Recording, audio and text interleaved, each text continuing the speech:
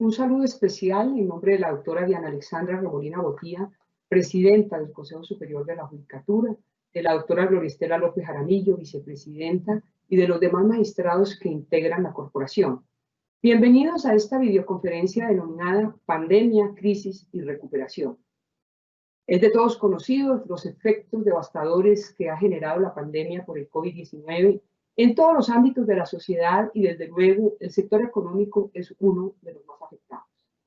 Y qué mejor en el día de hoy tener el inmenso privilegio de contar con un conferencista como el doctor Juan Carlos Echeverry Garzón, uno de los pensadores más importantes de la economía política de nuestro país y en el contexto internacional, quien en múltiples ocasiones desde el inicio de esta pandemia ha venido reflexionando sobre la situación actual en que vivimos, enfocándose en dos puntos en específico. El primero, un análisis crítico de la situación actual desde tres eventos que nos afectan: la pandemia, el aislamiento y la crisis económica que se vive y que se avecina.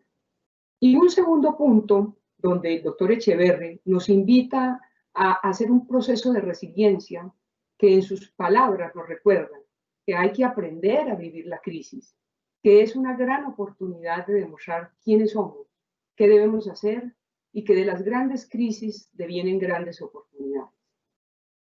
En el día de hoy, como decía, tenemos esta oportunidad, este honor de contar con el doctor Juan Carlos Echeverry Garzón, economista de la Universidad de los Andes, doctor en Economía de New York University, máster en Economía Internacional del Instituto de Economía de Kiel, Alemania, máster en Filosofía de la Universidad Complutense de Madrid, reconocido como uno de los mejores economistas de Colombia y de la región. Se desempeñó como director general del Departamento Nacional de Planeación, ministro de Hacienda y Crédito Público de Colombia, y también se desempeñó en el ámbito académico como decano de la Facultad de Economía de la Universidad de los Andes. Como ustedes pueden observar, el doctor Echeverry es un reconocido y experto economista en todos los temas que interfieren en esta temática tan importante en el día de hoy. Quiero informarles que tan pronto finalice la exposición, el doctor Juan Carlos Echeverry dará respuesta a algunas de las preguntas que ustedes tengan a bien formular a través del chat de participación. Doctor Juan Carlos, es un gusto tenerlo aquí con nosotros. Bienvenido. Tiene usted el uso de la palabra. Muy buenos días, doctora María Lucero Nova. Muchas gracias por esta invitación. Muchas gracias al Consejo Superior de la Judicatura, a la doctora Diana Alexandra Remolina Botía, a todos los jueces, a los servidores judiciales, a los abogados, a las escuelas y facultades de Derecho que están con nosotros hoy. Y pues en efecto, como usted dice, vamos a hablar de la pandemia, de la crisis y la recuperación. Voy a proceder a montar la presentación y nos vamos con el tema de hoy. Los temas que vamos a cubrir hoy son los siguientes. Son primero el contexto internacional, ubicarnos, dado que este fue lo que los economistas llamamos un choque, pues un evento que no era previsible y con muchas inmensas consecuencias en el mundo entero, que nos viene de afuera, viene desde China, viene desde Europa, viene desde Estados Unidos, y el cual Colombia, como pues todo el mundo es víctima y es un hecho extraeconómico. Entonces, mira el contexto internacional, luego vamos a ver cómo Colombia manejó esta crisis y qué costos ha tenido, y luego cuáles son las perspectivas de reactivación, porque los efectos han sido sustanciales. Entonces, empecemos por acá, miremos los casos acumulados de COVID-19 por millón de habitantes a 30 de septiembre. Si ustedes ven, entre más oscuro es el país en este mapa mundial, más incidencia hay. Y la triste noticia es que el hemisferio occidental, las Américas, tanto Estados Unidos, Brasil, Perú, Chile, están en el color más oscuro, con 20.000, 30.000 personas por millón de habitantes, que es un récord mundial, un récord lamentable. Y no muy por detrás venimos países como Colombia, Bolivia, Argentina y México, etcétera. Todos los países grandes de la región, excepción hecha de Canadá, están muy afectados. Y si ustedes ven más afectados, más en azul oscuro, en un azul más oscuro, que los países de Asia, de Europa o de África, de manera que nuestro continente ha salido bastante mal librado. Este es el caso de las muertes y de nuevo los colores más oscuros se ven en las Américas, Estados Unidos, México, Colombia y todo ese bloque, Perú, Chile, Brasil, somos supremamente afectados. Aquí sí, en Europa, España, Italia y el Reino Unido están muy afectados. Pero si ven, pues el golpe de vista es que las Américas norte y sobre todo sur somos lamentablemente sobresalientes en el número de muertes por millón de habitantes, con números de más de 500 muertes por millón de habitantes, que es un triste registro a nivel mundial. Este es un virus además traicionero. Si ustedes ven las curvas de nuevos casos diarios por país, todos esperábamos que se diera lo que se llama el aplanamiento de la curva, entre comillas. O sea, que la curva llegue a un pico, se aplane y empiece a caer. Pero si ustedes ven estas curvas, no es que se aplanen, lleguen a un pico, se aplanen y empiecen a caer, sino que vuelven a subir. Las curvas de Alemania y de Italia volvieron a subir, la curva de Corea del Sur volvió a subir. Aquí yo me excuso de que algunas de estas gráficas tienen sus ejes en inglés, pero pues es por las fuentes de donde las tomamos. Este es Johns Hopkins University. Y Colombia, curiosamente, fíjense que es la línea amarilla, ha tenido un ascenso estable, lamentable, estable, y logramos tener un pico unos 150 días después de que apareció el primer caso, y hemos iniciado un descenso lento, pero la experiencia de los demás, fíjense, Estados Unidos, que es la línea azul, la de más arriba, tuvo ese pico, empezó un descenso lento, pero después volvió a subir y está hoy incluso por encima del pico que tuvo al principio. De manera que esperemos que Colombia, dado que este es un virus traicionero, que cuando baja puede volver a tener una reincidencia, esperemos que ese no sea el caso y que iniciemos un descenso paulatino, como el caso de Chile, que es uno de los verdes que va descendiendo y se logra mantener descendiendo.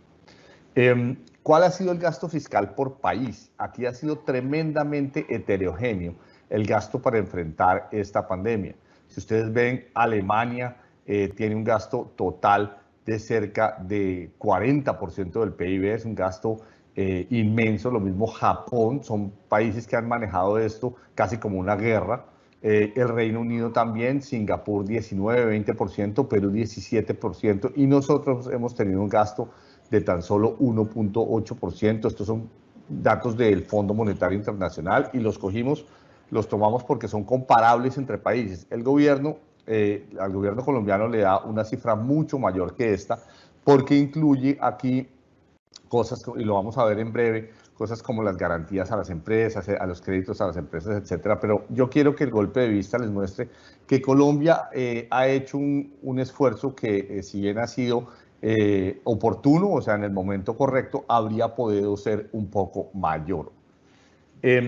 ¿Cuánto ha aumentado la deuda? ¿Cuánto es previsible que aumente la deuda pública alrededor del mundo por este hecho?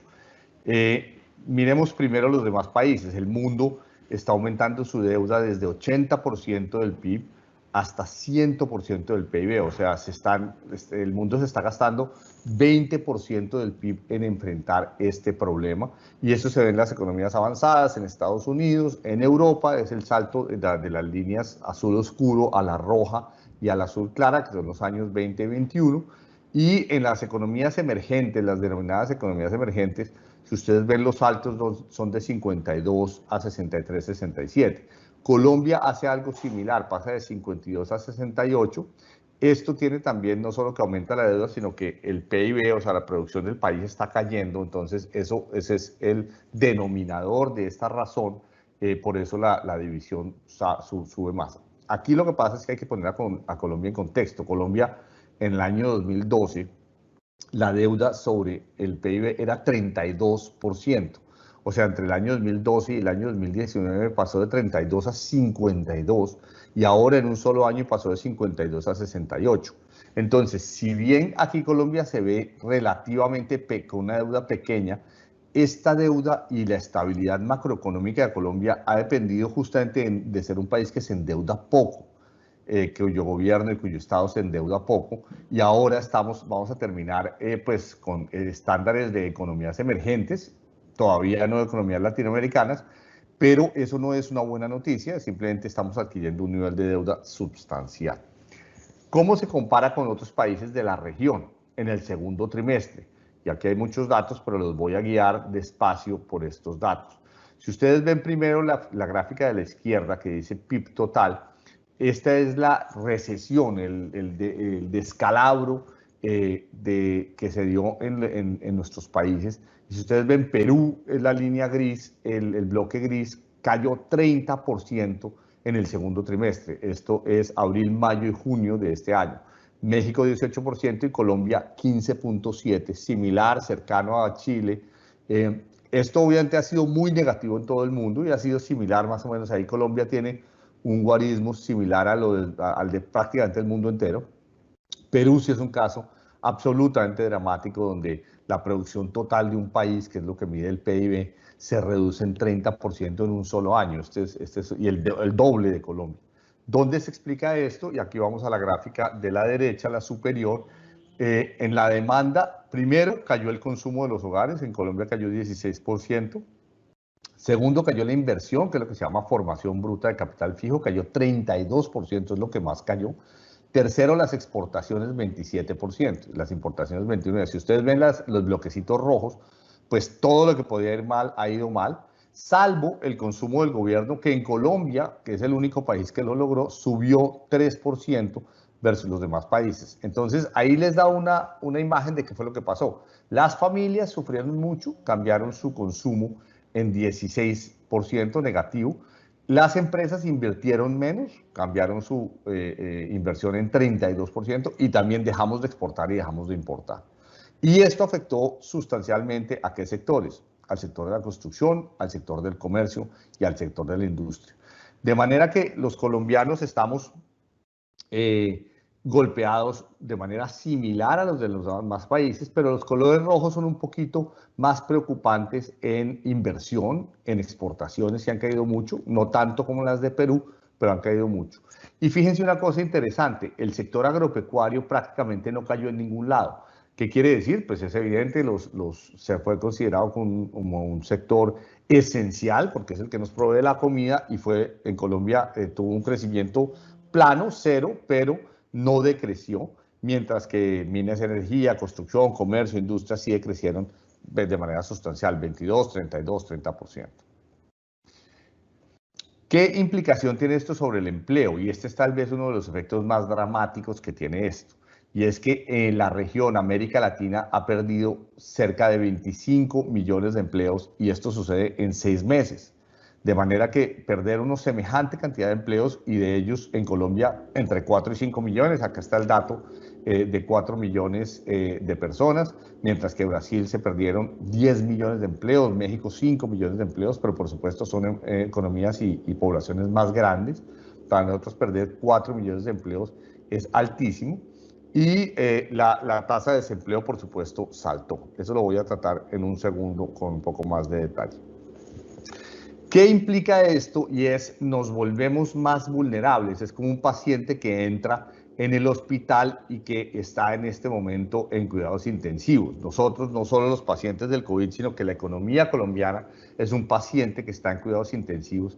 Y se ve, este es un índice, la gráfica de arriba, la azul, es la de Colombia. La amarilla son países similares a Colombia, países emergentes, y esto se llama índice de vulnerabilidades macroeconómicas para países como Colombia, y se ve que nosotros normalmente estábamos en 70, 80, 90 en este índice, y hoy podemos estar llegando a 250, o sea, este año a 150 y el próximo año a 200, 250, de manera que obviamente eso es una predicción, y eso hace que seamos tremendamente vulnerables, o sea, que el paciente haya que darle un tratamiento muy cuidadoso, porque hay que curar el tema del empleo, hay que curar el tema del déficit fiscal, hay que curar el tema de la salud, por supuesto, y que no se nos quiebren muchas empresas. O sea, es una crisis que tiene, digamos, ustedes la pueden ver como un triángulo.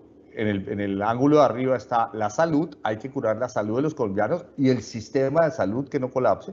En otro están las familias, que las familias económicamente tampoco lo colapsen, que tengan cómo comer 3 veces al día.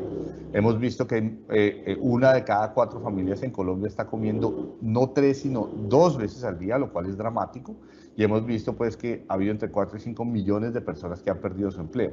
O sea, son efectos que literalmente en nuestras vidas desde hace 90 años no se veían, desde la Gran Depresión en el año 1929 y los años que le siguieron.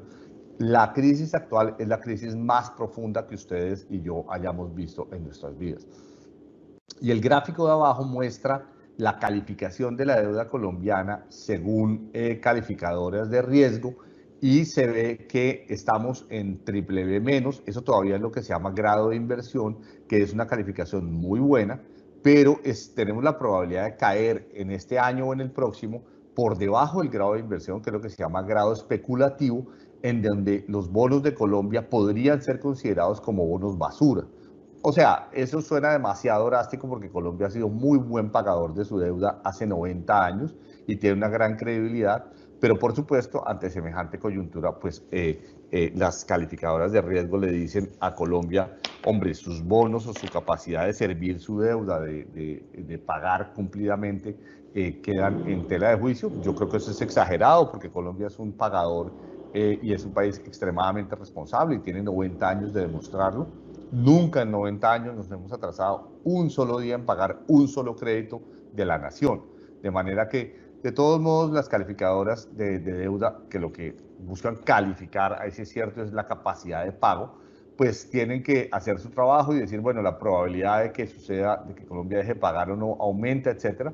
Y es probable, ojalá no, que nos bajaran la calificación. Entonces, ese es el contexto internacional, que es un mundo muy afectado, pero un hemisferio occidental, o sea, las Américas, América del Norte, en especial Estados Unidos, y América del Sur, en especial Colombia, Brasil, Perú, Chile, muy afectados. Crecimiento negativo en el mundo y sobre todo en América Latina y en Perú. Colombia ahí no es tan negativo. Y vulnerabilidad económica y desempleo. ¿Cómo está el manejo de Colombia adentro de Colombia? Entonces, no, acá tenemos los casos nuevos de COVID por departamento. Primero las líneas rojas, que son Bogotá y La Nación. Si ustedes ven la nacional, que es la última, la de más abajo a la derecha, ya Colombia en casos nuevos tuvo un pico y empezó a descender. ¿De acuerdo? Estos son casos nuevos con datos al 21 de septiembre. Y si ustedes ven, la montaña ya se llegó a la cima y empezamos a descender. Pero ese no es, y en Bogotá también. Pero ese es el caso de los departamentos que señalé con un rectángulo rojo. Caldas, Casanare, Huila y Quindío son departamentos en los que todavía la gráfica va en ascenso. Incluso otros también están aún en niveles muy altos. Boyacá, Cauca, Meta, están todavía muy altos. Otros que claramente ya empezaron su descenso: Antioquia, Chocó, Magdalena, Bolívar, Atlántico, norte de Santander, etcétera, ya empezaron un claro descenso. ¿Qué quiere decir esto? Que la distribución regional del impacto del virus es muy disímil y, por supuesto, si bien el nacional se ve como que ya se alcanzó un pico y empezó a descender, ese no es el caso en todos los departamentos. Aquí se ve lo mismo, pero en un mapa, y se ve una afectación fuerte en la costa Caribe, en el sur de Colombia, en Nariño, en Putumayo, en Caquetá y en el Valle del Cauca. Pero por supuesto, zonas rojas todavía grandes en Santander, en el este antioqueño, etc. Más alta en el Caribe, en el sur del país, y solo 7% de municipios, 90 municipios sin presencia del COVID. Y esto ha ido disminuyéndose de manera que el COVID nos ha llegado prácticamente a todos los municipios. Una buena noticia es que la ocupación con camas UCI en Bogotá, por ejemplo, ha descendido. Esas son las camas, la gráfica izquierda, y se ve que estuvimos en un punto entre julio y agosto, estuvimos con ocupaciones de por encima del 70%, que la alcaldesa había considerado como un nivel en el cual se debía volver a imponer la cuarentena, y ya hemos pasado a la fase amarilla y a la fase verde, donde tenemos menos del 50% de las camas UCI de unidades de cuidado intensivo, de manera que, digamos, la criticidad del problema ha bajado mucho. Y una cosa que sí es esencial en Colombia y en el mundo es que los casos siguen, pero las muertes se han reducido mucho y los médicos y el sistema de salud han aprendido a tratar mucho el virus, de manera que con tratamientos la gente sale al otro lado y no tiene que llegar a camas de unidad de UCI. En particular, pues, se le da un tratamiento muy específico a las personas mayores. La gráfica de la derecha dice algo similar. ¿Cuál es entonces el dilema desde el punto de vista de política pública? Por un lado está la pobreza, el desempleo y la recesión, y por el otro lado está atender la pobreza con gasto público, pero cuidar el déficit fiscal, atender el desempleo con ayudas a las empresas y a la creación de empleo, pero con cuidado de la deuda pública, y atender a la recesión, pero sin deteriorar la calificación crediticia. De manera que este dilema no es nada fácil de manejar para el gobierno, máxime cuando lo que uno ve en desempleo, y aquí puse las ciudades más importantes, en 13 ciudades, ustedes ven que el desempleo es muy alto, o sea que eso inclinaría la balanza, y la balanza de la empatía y la balanza del corazón nos inclina a favor de atender a las personas que están más afectadas. Fíjense que el desempleo llegó hasta el 24 o 25%, ya afortunadamente cayó por debajo del 20% y esperamos que siga bajando, ojalá, en la medida en que pasen los meses. Y por ciudades, pues ustedes ven la incidencia del desempleo en Neiva y Ibagué por encima del 30%, o sea, una de cada 3 personas que está buscando trabajo no lo encuentra. Esto es dramático, pero también una de cada 4, incluso en Cúcuta, en Florencia, en Armenia, en Manizales, en Cali, en Villavicencio, en Bogotá 24%, o sea, una de cada 4 personas que busca empleo no lo encuentra. Solo Barranquilla tiene 13%, y Barranquilla solía ser una ciudad del 6, del 7%, muy por debajo. De manera que el desempleo en nuestras ciudades se ha disparado. Y si ustedes ven, esta es una gráfica de esas que hacemos los economistas, pero que le da un golpe de vista. No pretendo ponerme a explicar todo, pero simplemente Colombia debiera estar en la línea roja, de manera que su desempleo hubiera saltado por ahí 3 puntos, y el desempleo en Colombia saltó 10 puntos, más de 10 puntos, que es ese óvalo que se ve con Estados Unidos. ¿Qué quiere decir esto? Que en Colombia, en Estados Unidos, hubo un aumento desmesurado del desempleo. En vez de saltar con la línea roja recta, que es 3% más o menos para Colombia, esto es en función de la incidencia del COVID. En el eje horizontal está la incidencia del COVID-19, que son el número de casos nuevos por millón de habitantes, y en el eje vertical está el cambio en el desempleo. Fíjense que todos los países forman una especie de nube alrededor de poca incidencia, poco salto en desempleo, y en la medida en que hay más incidencia del COVID, hay más salto en el desempleo, que está Argentina, Perú, Chile. Pero Colombia, con una incidencia del COVID que no es tan grande como sus vecinos latinoamericanos, tuvo un salto en desempleo muy grande. De manera que este es un hecho supremamente preocupante. Y este es el otro hecho muy preocupante, que es la pobreza. Se espera un fuerte retroceso en la equidad en el país. Es lo que se ha llamado una recuperación en forma de K. ¿Por qué estas formas que se denominan como letras? Se decía que era una forma de B, de V, o sea, que caía pero rebotaba muy rápido, como la V del alfabeto, o se decía que puede ser una U, que caía y se quedaba abajo un tiempo largo y después volvía a subir. Ahora se está hablando de una recuperación en forma de K, que quiere decir a unos les va bien y a otros les va mal. Unos siguen cayendo y otros sí salen al otro lado. Y esto es muy improcedente e indeseable. ¿En qué se puede ver? Si ustedes ven, Colombia ha hecho unos avances impresionantes en distribución del ingreso y en equidad. Éramos a final del siglo pasado, en el año 99-2000, éramos un país con una gran desigualdad que los economistas la miramos como el índice Gini. El Gini era 58.7, que es uno de los más grandes o el más grande del mundo. Desde ahí, en 2 décadas, bajamos de 58.7 a 50.4. Este es un avance impresionante en mejor equidad, mejor igualdad. Hay todavía mucho por ganar. Lo óptimo sería estar en 45 por ahí. Pero fíjese que hicimos una ganancia de 8 puntos en 20 años, que es impresionante, y la idea es seguir hasta 45, digamos, en otra década. Pero dice la CEPAL, y esa es la tabla de la derecha, que es posible, esto no está escrito en piedra, pero puede suceder, que es posible que el Gini se aumente, o sea, que se deteriore, o sea, que se empeore la distribución de ingresos entre 4 y 5% en este año y el siguiente. Entonces, perderíamos en un año la mitad de lo que se ha ganado en mejoramiento de la equidad en Colombia. Esto es triste y, por supuesto, llama a la acción por parte del gobierno. ¿Qué ha hecho el gobierno? ¿Qué ha hecho el Estado en Colombia? Medidas de salud para combatir la crisis. No voy a entrar en todo el detalle porque esto tiene bastante detalle y se nos consumiría todo el tiempo que tenemos, pero se ha saneado y se ha expandido el sistema de salud en Colombia, que es uno de los mejores sistemas del mundo. El sistema de salud se lo critica en Colombia, pero el sistema de salud, les voy a mostrar un par de cosas al respecto.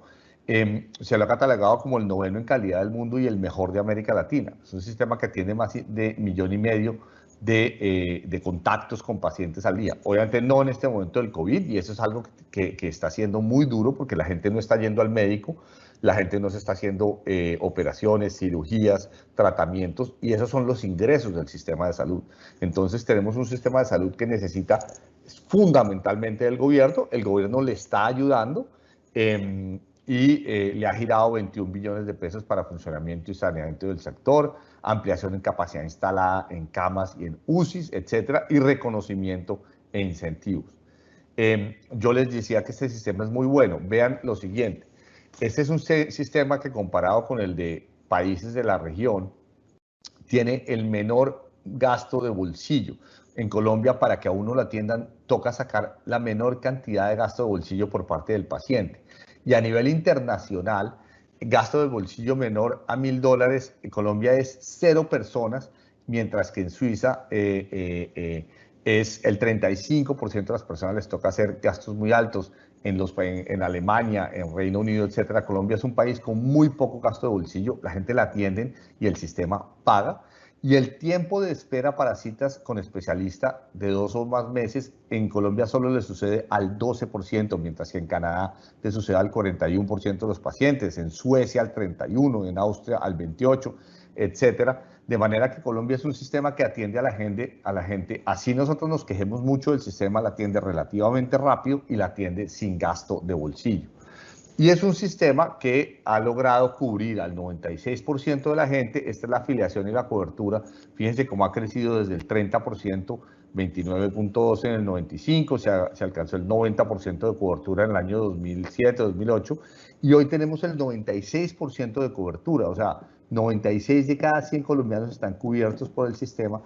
Y en la gráfica derecha muestra que es la mitad por el régimen contributivo y la mitad por el régimen subsidiado. Pero no importa cuál sea el régimen, a usted lo atienden y lo paga el sistema de salud. De manera que es un sistema bastante bueno. Y el gobierno ha atendido en apoyo del sistema en un momento en el cual pues no estamos acudiendo a los médicos a las clínicas y se están cayendo mucho los ingresos a ambas. En términos de medidas de política fiscal, de nuevo no voy a entrar en todo el detalle, pero se le ha dado apoyo a los trabajadores, por supuesto, a las que ya vimos de apoyo al sistema de salud, apoyo a los trabajadores y grupos vulnerables con ingresos solidarios, transferencias, apoyo a la nómina, aplazamiento del pago de servicios públicos, etcétera, apoyo a las empresas con créditos a las empresas, con subsidios para la nómina, con cupos de crédito y que son garantizados en parte casi al 80-90% por el gobierno, y con aplazamiento de impuestos y eliminación de déficit fiscal en el marco de la regla fiscal. De manera que el gobierno en política fiscal ha hecho mucho, pero, y aquí viene una crítica que yo le haría, fíjense los montos que se le envían a las familias. Voy a señalar el monto de Familias en Acción, 145.000 pesos. Ese es un monto que en condiciones normales, en que una familia puede salir y vender, la persona que tiene un puesto de perros, la persona que tiene una peluquería, la familia que vive, que el padre es celador, pero que tiene 3 hijos, el gobierno a los hogares más pobres de Colombia les envía un giro por niño. Y esos giros a 2.7 millones de familias son de 145.000 pesos.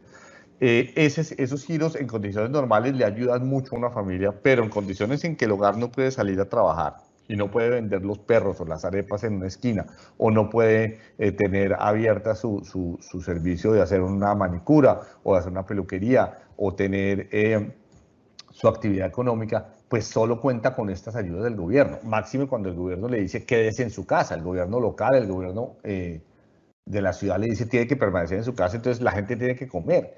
Y con 145.000 pesos no le alcanza. Se hizo el ingreso solidario, que empezó en 160.000 pesos, que es muy bajo, se subió a 240.000 pesos después y ahora se les gira a los hogares 350.000 pesos. Yo soy, y eso le llega a 3 millones de familias adicionales.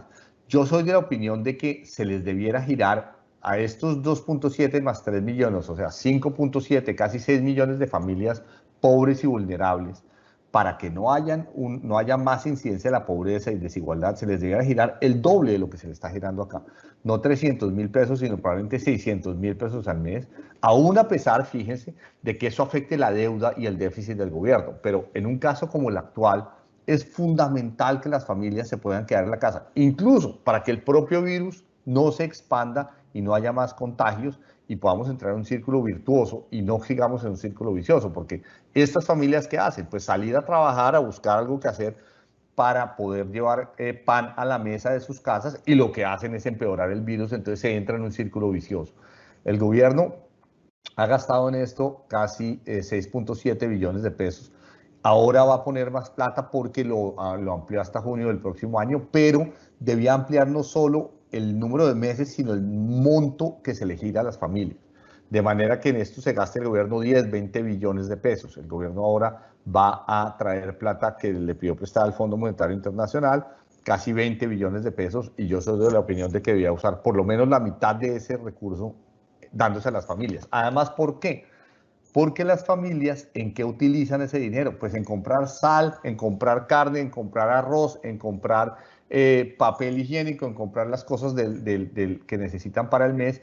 Y eso hace circular el dinero y esas ventas para las empresas. Y las empresas pueden mantener empleo y pueden incluso pagar sus deudas, pagar impuestos, etc. Es del típico círculo que funciona en la economía. La economía tiene un movimiento circular del dinero, de manera que este dinero haría que la economía le pondría un piso a la economía. El Banco de la República también ha tenido medidas monetarias, esto es de detalle, pero no voy a entrar en esto, ha tenido medidas para ayudarle a la economía y en particular en el gráfico izquierdo que se ve en 3 líneas, lo que quiero simplemente es que vean cómo han bajado las líneas azul y roja, que son las tasas del banco, a 1,75%. Yo soy de la opinión de que esto debería bajar a 0,25, como lo bajaron en Chile y lo bajaron en Perú. Creo que el Banco de la República, si bien ha bajado sus tasas, ha sido tímido y las ha sabido bajar todavía más para irrigar más dinero a la economía, para hacer llover en las cordilleras y que las quebradas, los caños, los ríos de la economía, pues, usando una metáfora, levanten todos los barcos en el Magdalena, hagan que todos los sectores de la economía funcionen mejor. El banco ha sido tremendamente tímido y ha bajado sus tasas de interés hasta 1,75%, que es poco. Y a la derecha tuvimos otra mala noticia que no nos facilitó la vida, que fue la caída en el precio del petróleo, que es la línea azul de la derecha, que es el precio Brent de petróleo, de un barril de petróleo. Fíjense que ese precio estaba en 50%, aquí tenemos 51.3 y cayó en un momento dado a $9 por barril. Eso es muy poco, incluso hubo un día en que fue negativo, o sea que la gente, a los productores les tocaba pagar para que se llevaran el petróleo. A ese absurdo llegamos en un momento dado, o sea, no se los compraban, sino que ellos los vendían y pagaban para que los evacuaran. Ya se ha recuperado, estamos como lo muestra esta gráfica en 41, pero hemos estado en semanas recientes en menos de 40, incluso 38, 39, eso es un precio muy bajo. Ecopetrol y las empresas colombianas a ese precio de 40 ya pueden hacer utilidades. Los costos de Ecopetrol hoy por hoy son 30, 35 dólares por barril. Yo estuve de presidente de Ecopetrol cuando yo entré de presidente en el 2015.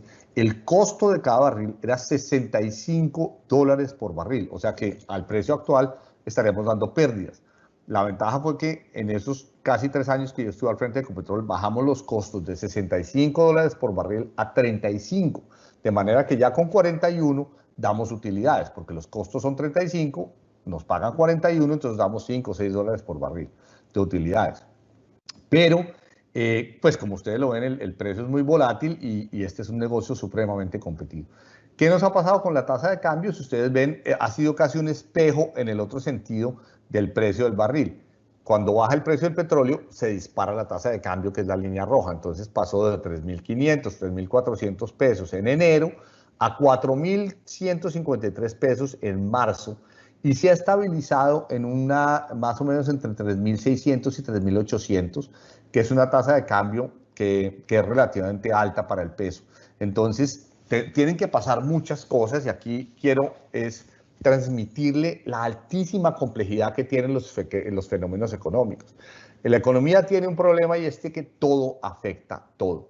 Aprender economía tiene esa dificultad y es que por eso es que hacemos modelos y modelos matemáticos donde todo afecta a todo. Pero lo bueno de las crisis, por lo menos para los estudiosos de la economía y para ustedes también, es que en las crisis los efectos se vuelven diáfanos, muy claros.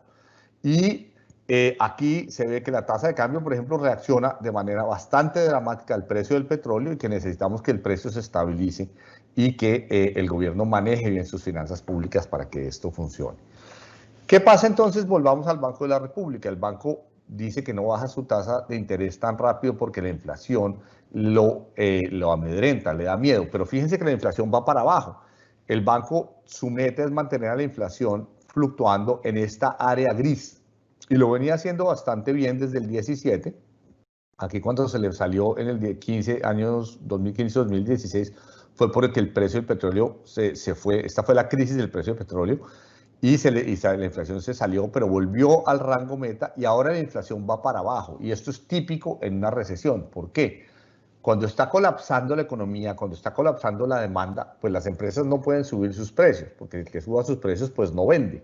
Entonces los precios empiezan a descender. Y ustedes ven la tendencia de descenso hacia el 1,87 y esa tendencia en el gráfico de la derecha se ve en todas las clases sociales, de ingresos altos, medios y bajos.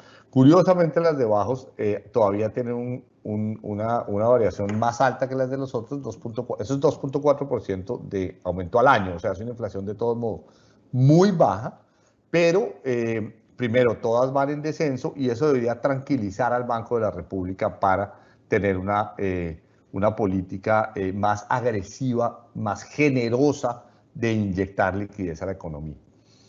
No todas las cosas que se están recuperando son buenas. Esta es la mortalidad por causas violentas.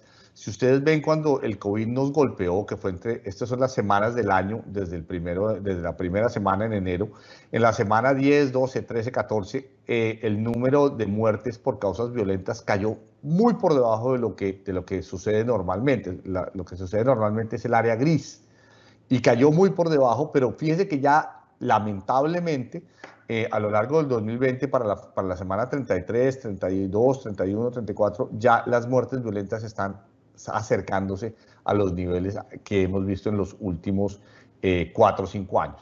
De manera que no todo lo que se recupera ha sido bueno. Otro problema que tenemos es poca confianza en las instituciones, credibilidad del Congreso desfavorable, que es la roja muy alta, la Policía Nacional que solía la línea verde, o sea, la favorabilidad de la Policía Nacional estar muy por encima de la roja.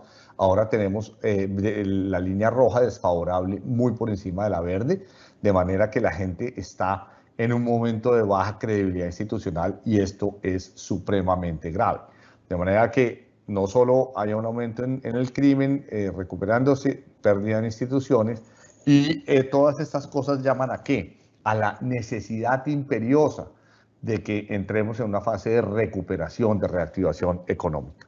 Entonces, ese es el último tema que vamos a tratar.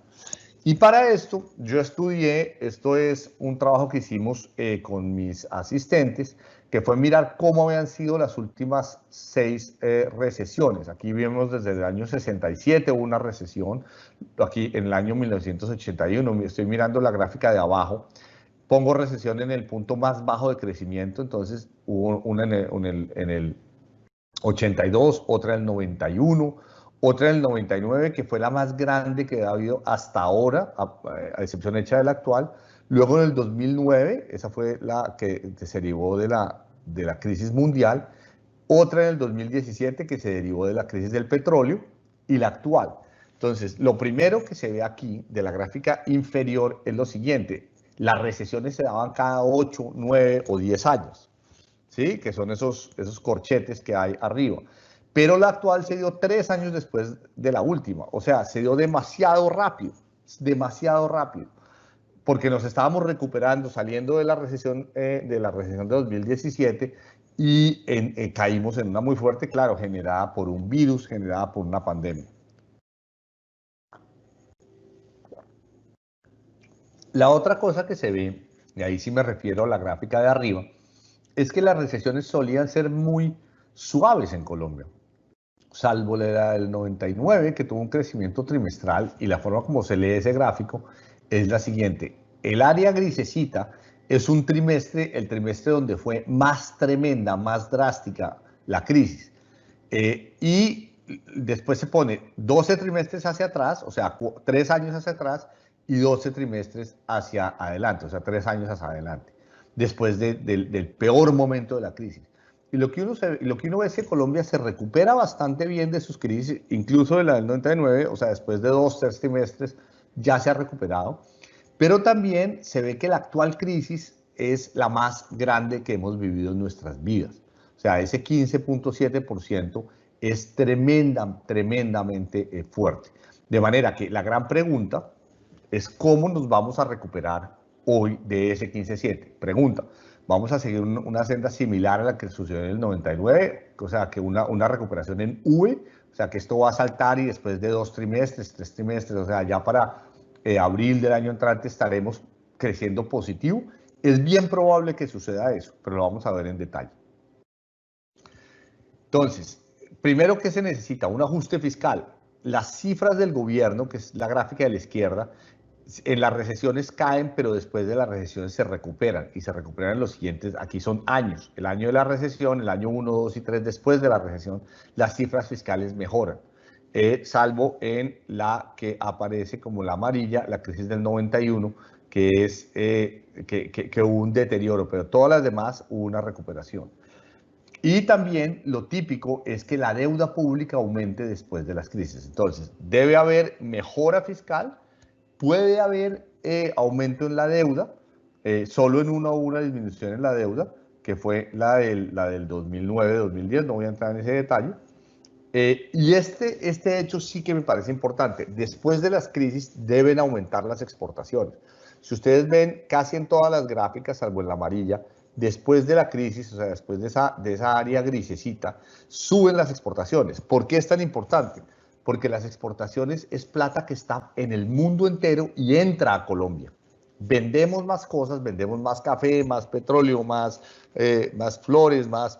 Y en el momento en que hacemos eso, entra más dinero a Colombia y eso nos ayuda a pagar por la crisis. De manera que si eso no está, si nosotros en Colombia no contamos con esas exportaciones, va a ser más duro para los que estamos en Colombia pagar los costos de la crisis, pagar los costos del desempleo, pagar los costos de la reactivación. Y se debe recuperar la demanda de energía y el desempleo debe caer. Si ustedes ven en la crisis del 99, que es la gráfica de la derecha, la línea marrón, la de arriba, el desempleo se demoró casi 5 o 6 trimestres, o sea, año y medio, en empezar a caer. Tenemos que esperar que ojalá este desempleo empiece y caiga más rápido, de manera que salgamos más rápido de la crisis. ¿Cómo van las cosas? Porque ustedes dicen, bueno, eso pasó en las anteriores crisis, ¿qué está pasando en esta actual? Aquí les muestro dos cosas. La demanda de energía eléctrica tuvo su punto más bajo en abril, en mayo, pero se ha recuperado bastante bien. Esta es la demanda en todo el país. Y también la movilidad medida por Google de gente moviéndose al trabajo. Esto es Bogotá, Antioquia, Valle del Cauca, Barranquilla. Tuvo su momento más bajo también en abril, pero se ha recuperado bastante bien. Tal vez la ciudad que menos se ha recuperado es Bogotá. Y esto a raíz, por supuesto, de la segunda cuarentena que tuvimos en el mes de agosto. Pero si ustedes ven tanto la movilidad, que es la gráfica de la derecha, como la demanda de energía, son variables que se han movido en la dirección que queremos. Entonces, pregunta, ¿está habiendo una recuperación en forma de V? Pues no es una V perfecta, pero es una especie de, la gente la ha llamado como el signo de Nike. Nike es la marca de tenis, que es como una especie, baja muy duro y después se recupera más gradualmente.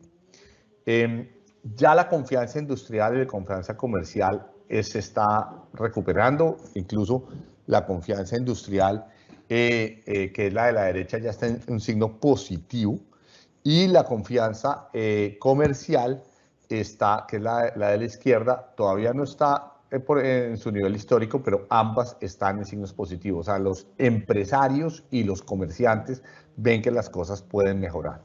¿El mundo cómo se está recuperando?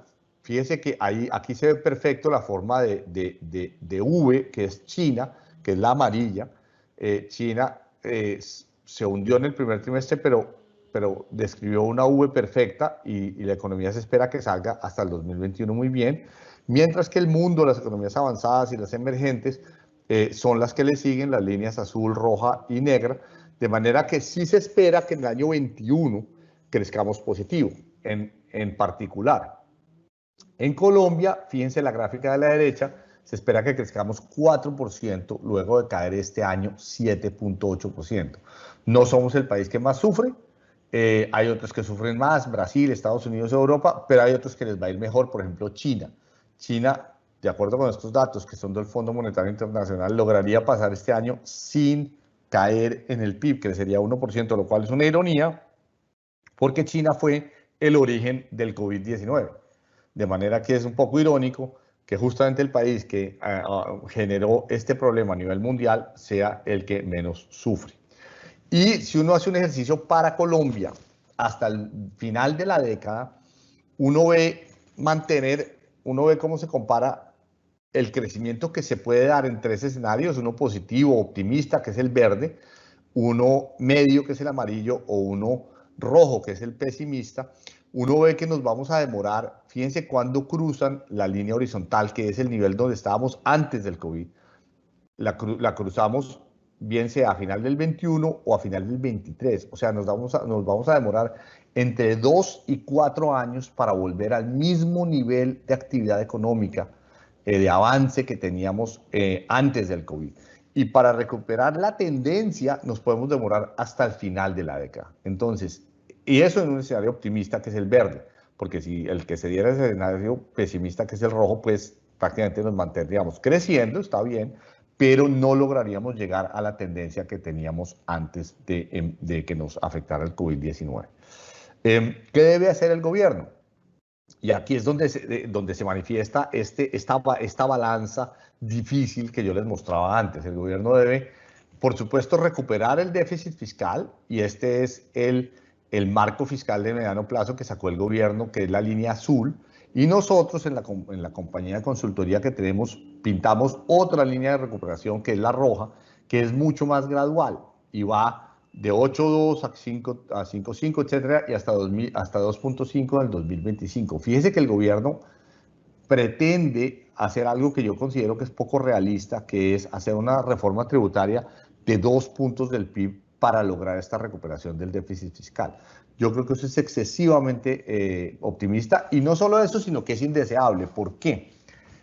La suma clave aquí son 20 billones de pesos. Lo que el gobierno está diciendo es que el próximo año hará una reforma tributaria para sacarle del bolsillo a las empresas y a las familias que tributan 20 billones de pesos al año de ahí en adelante.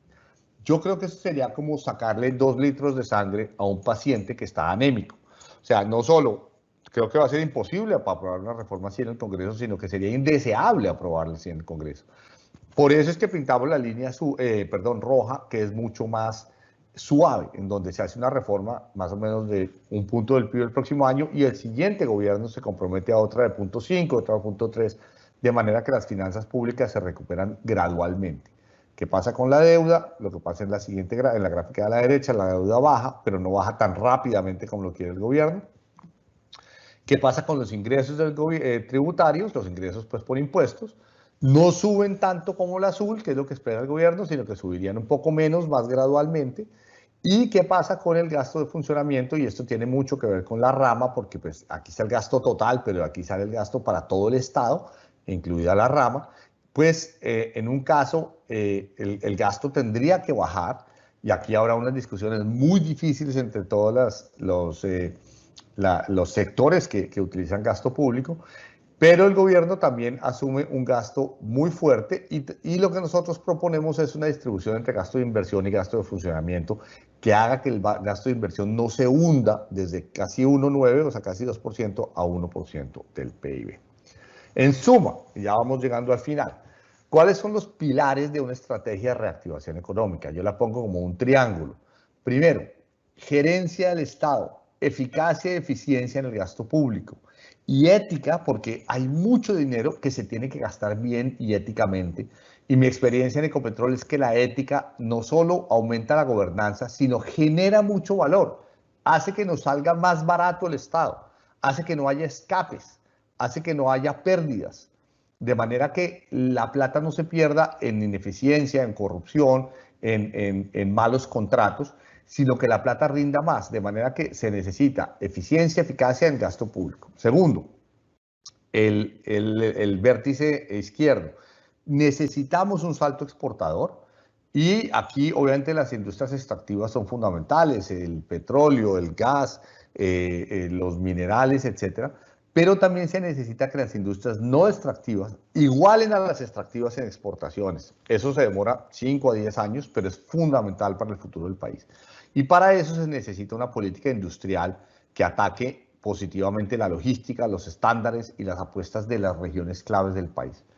Y por último, un nuevo enfoque tributario donde el foco en renta sea a los que no tributan y el foco en IVA nos incluya a muchas más personas a pagar IVA.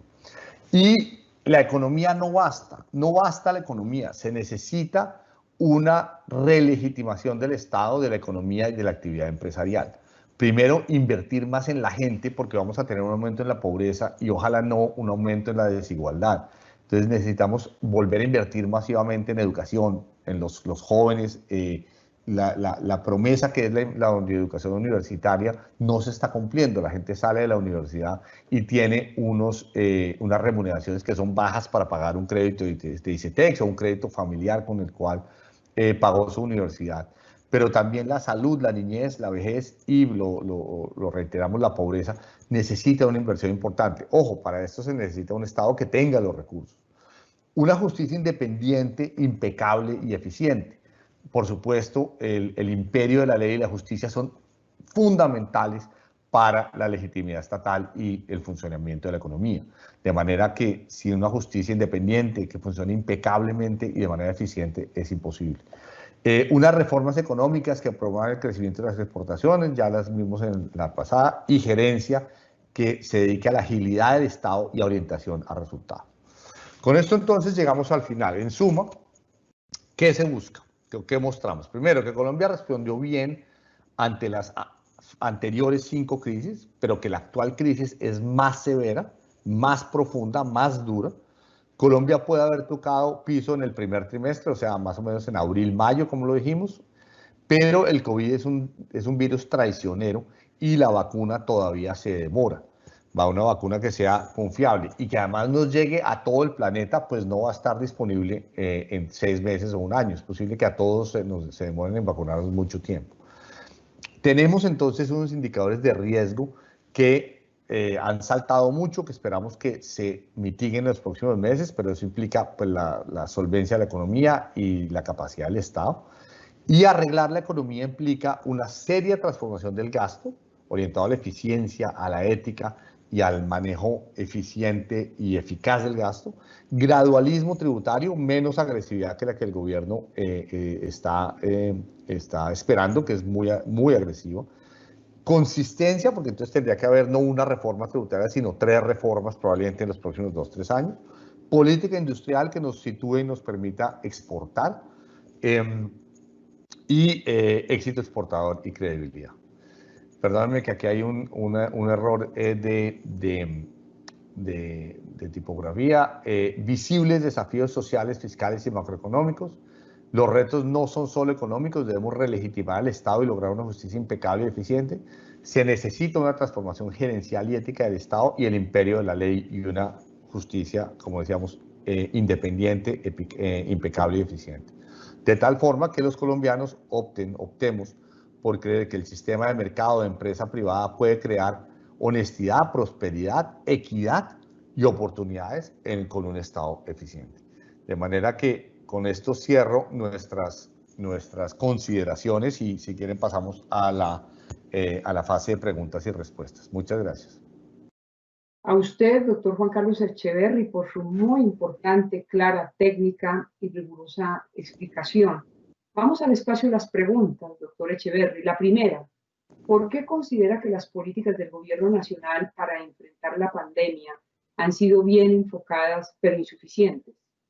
Pues yo creo que lo primero era ser oportuno y el gobierno reaccionó muy rápido, tanto, tanto en términos de decirnos a los colombianos que teníamos que poner las máscaras, en cerrar los aeropuertos, en aumentar el número de UCIs, en aumentar el número de camas. Yo creo que el gobierno reaccionó rápido y siempre se cometen errores, pero es que nadie es perfecto y nadie sabía el tamaño de la pandemia. Entonces yo estoy de acuerdo en que el gobierno hizo las cosas rápidamente. Incluso las medidas que sacó en las emergencias económicas son en su mayoría muy bien intencionadas y van orientadas en los tres problemas que teníamos: salud, familias y empresas. Pero lo que uno ve es que los montos, doctora Marilucero, los montos son insuficientes. Los montos para ayudarle a las familias no deben ser de 6 u 8 billones, yo creo que deben ser prácticamente el doble de eso. Obviamente eso nos cuesta más déficit fiscal y eso nos cuesta más deuda, pero casi que uno ahorra, como cuando uno está en la familia y se le enferma un miembro de la familia, uno en esos momentos no se puede ahorrar, uno en esos momentos va y cubre el costo del doctor, el costo del hospital, el costo de la ambulancia, y después de que el familiar se le mejore, uno se pone a trabajar y a ahorrar para pagar esas deudas. Lo mismo ahora, es como si estuviéramos pensando en que no, de pronto no lo lleven en ambulancia, no, de pronto no lo pongan en el hospital, dejémoslo en la casa. Entonces se nos empeora el paciente y los costos terminan siendo más grandes. Ese símil nos sirve para ilustrar lo que me parece a mí, que es hay muchas familias con trapos rojos, banderas rojas, puestas en una puerta, en una ventana, diciendo aquí hay hambre. Una de cada 4 familias, doctora Marilucero, pasó de comer 3 veces al día a comer 2 veces al día. Y una de cada 30 familias está ahora comiendo 1 vez al día. De manera que la gente necesita esos recursos. Y esos recursos, decíamos, se irrigarían a todas las empresas porque las familias van a comprar cosas que las empresas producen. De manera que yo en el gobierno habría sido más agresivo, más generoso. Obviamente, considero que el gobierno es responsable y tiene ese balance difícil que lo pusimos de tener recursos y de poder gastarlos y saber gastarlos. Pero si a mí me dijeran, yo habría preferido un poco más de agresividad y generosidad por parte del gobierno. Muy bien, doctor Echeverry. La siguiente pregunta. Las realidades regionales, tanto de los contagios como del desempleo, son muy marcadas. ¿Cómo ayudar a las regiones más necesitadas sin que las grandes ciudades absorban la mayor parte de los beneficios? Ahí yo le agradezco esa pregunta porque uno sí ve que, por ejemplo, el gobierno pone los recursos de crédito con garantía de la nación a través del Fondo Nacional de Garantías, pero que son Bogotá, Medellín, Barranquilla, Cali, Bucaramanga las que absorben la mayor cantidad de esos créditos. Y resulta que los colombianos se están quebrando o las empresas se están quebrando en todo el país. Por supuesto, las ciudades donde hay más actividad económica es donde primero hay más acceso, más facilidad de presentar las solicitudes, más acceso a los bancos, más acceso a los fondos.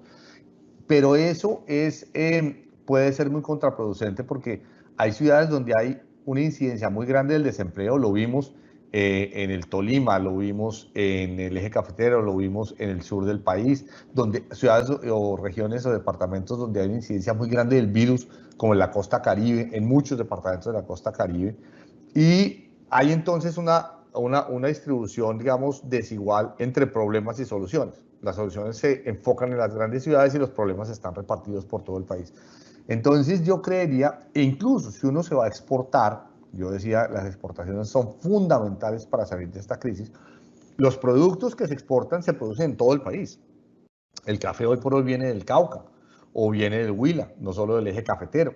¿De acuerdo? Entonces uno tiene, o las exportaciones de otros productos que podrían tener gran impacto en el futuro, el aguacate Hass, el cacao, palma, etcétera, banano, son exportaciones que se hacen desde regiones que están dispersas afortunadamente en todo el territorio nacional. Entonces tenemos que tener una política industrial, de logística, de apoyo y de crédito y irrigación de apoyos de ayudas que cubra a todo el país en función de no solo las necesidades actuales, uno, sino también en función de quién tiene más potencial para ayudarle a todo el país a salir al otro lado, de manera que la distribución regional es crucial. Doctor Echeverri, ¿cuál es la forma en que todos podemos ayudar para contribuir en la solución de estos problemas? Pues, a ver, aquí sí viene un tema muy complicado, que es el siguiente. Nosotros mostramos que el gasto público, y no es dato nuestro, sino del gobierno, que el gasto público debe tener un ajuste, deben subirlos, como, digamos, esta es una crisis muy rara, doctora María Lucero. ¿Por qué? Porque normalmente en las crisis, tan pronto sean las crisis, uno baja el gasto y sube los impuestos, ¿de acuerdo? En esta crisis lo primero que tocó hacer fue todo lo contrario, subir el gasto para ayudar a la salud, a las familias, a las empresas, dejar los impuestos quietos. Este año no se están tocando los impuestos, pues porque sería como quitarle, como dijimos, quitarle sangre a un paciente anémico, pero el próximo año ya entramos en un tratamiento, digamos, típico de una crisis, que es, bueno, vamos a tener el gasto muy alto, vamos a tener los impuestos insuficientes, vamos a tener presiones muy grandes sobre el gobierno, vamos a tener las calificadoras de riesgo, la deuda, la credibilidad de Colombia, que es un país que lleva 90 años pagando siempre sus créditos, y ahí vamos a tener que entrar en una situación en la cual dentro del gobierno tiene que haber una ajustada de cinturón importante. Yo creo que esa ajustada de cinturón se puede hacer primero por la ética y la eficiencia, y lo digo es porque lo viví en Ecopetrol. Nosotros, doctora María Lucero, bajamos los costos de operación en Ecopetrol a la mitad y seguimos produciendo la misma cantidad de petróleo. Ahí fue que yo dije, perdóneme, pero esto debe pasar en el Estado en muchos sitios. Con los mismos costos, incluso no hay que bajarlos, pero con los mismos costos podemos producir mucha más educación, mucha más salud, si usted quiere más justicia, más infraestructura, más seguridad en las Fuerzas Armadas. Uno tiene que aumentar la eficiencia, pero también la ética de todo, como la forma como se ejecuta el gasto. Eso puede ayudar muchísimo para que no nos bajen los gastos. Pero de todos modos, yo estoy seguro que el gobierno va a entrar en una fase de discusión con todos los sectores muy dura el próximo año en ese sentido, para que haya una especie de estrategia todos ponen. Ahora, ¿cómo la podemos mitigar y que no nos toque bajar los gastos? Pues exportemos lo más rápido posible, permitámosle a la economía que se recupere lo más rápido posible. Aquí viene ese balance difícil de cuándo reabrir la economía, dado que tenemos esta pandemia y este virus tan traicionero. Pero lo que más motiva la economía es el comercio. Entonces, si el comercio se reabre, el comercio empieza a mover todos los negocios. De manera que no es una pregunta fácil, es una pregunta cuya solución es más un arte que una ciencia, pero necesita unos líderes empáticos, necesita una discusión muy grande en el interior del Estado, muy razonada, muy sensata, muy todos ponen, de manera que salgamos juntos de esta crisis, porque a todos nos ha tocado la crisis, todos hemos estado encerrados en las casas, muchas empresas han cerrado, y para salir de esta crisis, de igual manera como todos hemos estado en la fase crítica, todos tenemos que estar en la fase de salida y de ascenso. De manera que Colombia ha sido ejemplar en tener una economía responsable, razonable, bien manejada, y tiene que salir de esta crisis también con una economía que funcione y obviamente un gasto social y una ayuda a los más pobres y a todos los necesitados que también funcione. De manera que fácil no está, está en los zapatos del presidente, del ministro de Hacienda, de los alcaldes. Es muy difícil, por eso uno cuando critica tiene que ser muy respetuoso y cuidadoso, porque manejar crisis es muy difícil, son unas decisiones muy difíciles, son unas discusiones, unos debates muy complicados, pero con buena voluntad y con sentido de urgencia y con decisión de que entre todos podemos salir de esta crisis, creo que podemos tener unos logros muy buenos. Yo les he enviado a ustedes un artículo justamente sobre la ética como fuente de gobernanza y de creación de valor, para que lo circulen entre pues, toda la comunidad judicial, para mostrarles eso. Yo creo que hay cosas que son unos virtuosas. Si uno impone la ética, la plata alcanza para mucho más, de manera que nos tienen que cobrar menos impuestos, por ejemplo. la plata alcanza para ser más eficaces con los mismos recursos, de manera que les van a circular este documento, que fue un poco los logros que obtuvimos en Ecopetrol con ese enfoque, y también la próxima semana vamos a tratar el tema ya no de la economía en general, que es el que vimos hoy, sino el tema de justicia, visto por supuesto desde la perspectiva externa de un economista, pero donde podemos tratar temas mucho más específicos y en detalle sobre el sector justicia, que con base en diagnósticos que existen, pues no les voy a dar un diagnóstico que sea nada que ustedes probablemente no hayan oído, pero una síntesis que nos permita unir la historia de la crisis con la capacidad que tendría el sector justicia para llevar el imperio de la ley a todo el país.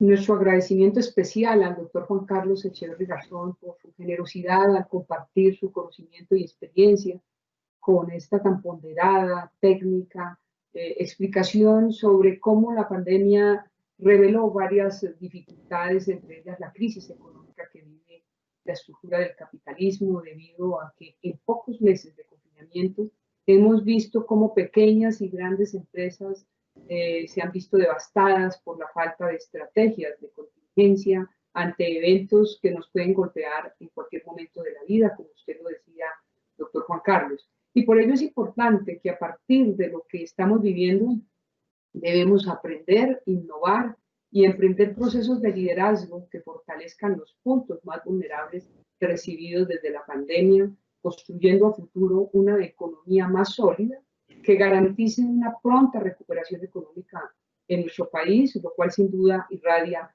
todas las instituciones y entidades del sector público y privado. Un agradecimiento especial a todos los servidores y servidoras judiciales y a las distintas personas que de una u otra manera articulan el sector justicia y que se han interesado en esta videoconferencia. Y a propósito del tema de hoy, nos despedimos con una frase de nuestro invitado, el doctor Juan Carlos Echeverry Garzón. La filosofía es que en tiempos de incertidumbre no se puede predecir, pero sí anticipar.